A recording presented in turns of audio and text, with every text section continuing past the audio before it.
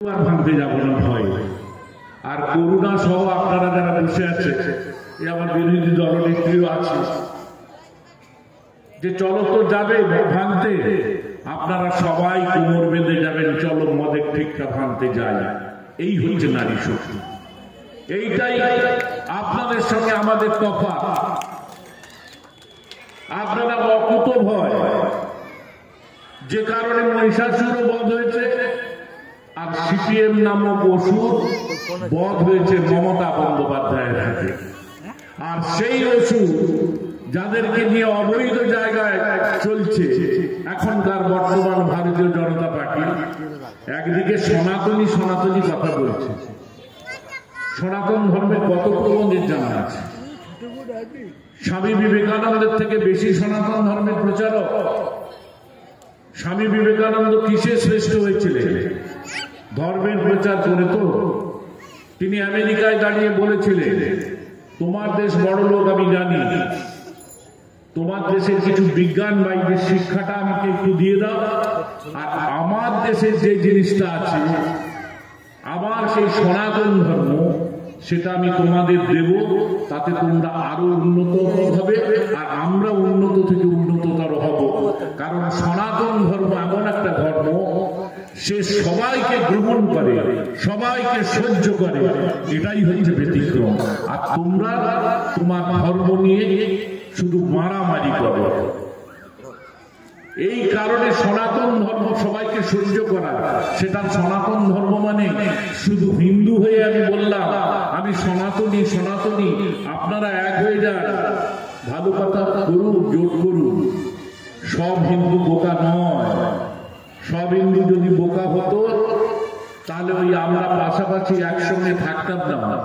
মন্ত্রিসভায় আমি ছিলাম, ফিরাব সাহেবও আছে মন্ত্রিসভায়, আমার এ সাহেব আমাদের লাইব্রেরি মন্ত্রী সিদ্দিকুল্লাহ সাহেব, তিনিও আছে। তো আমরা সবাই তো একসঙ্গে থাকতাম। এটাই তো পশ্চিমবাংলার কৃষ্টি।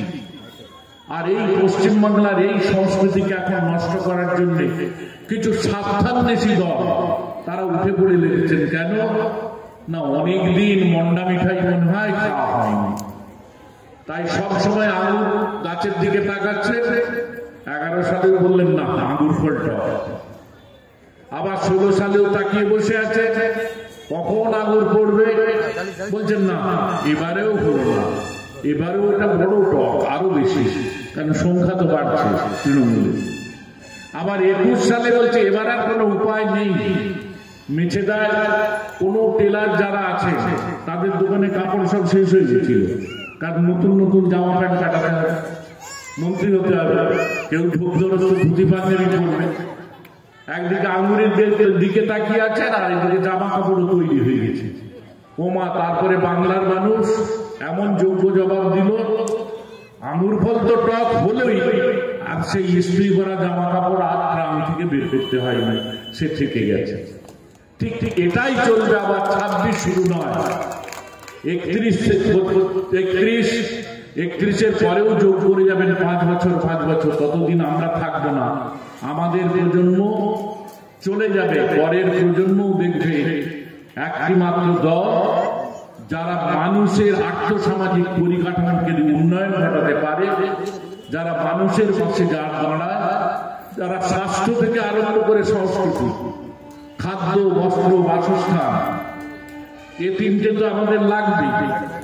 এ তিনটে বাদ দিয়েও কিন্তু মানসিক খোরাক কিছু প্রয়োজন, সুস্থ থাকা একটা প্রয়োজন।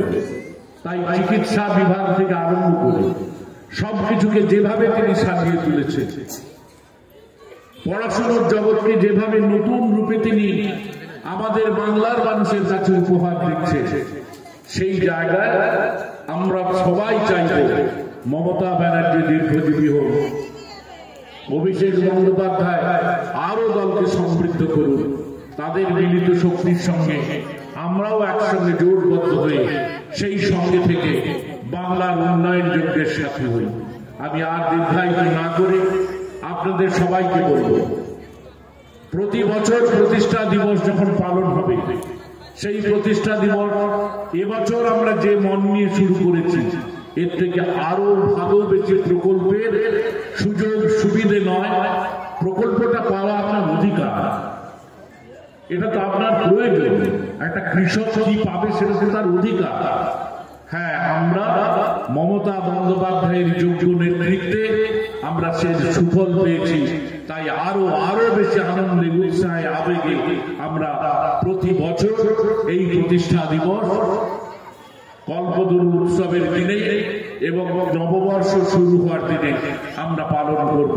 সবাই মানুষের সাথে থাকব, আমরা প্রমাণ করব সবার থেকে সম্পদ বড়, সেটা মানব সম্পদ আর মনুষ্যত্ব।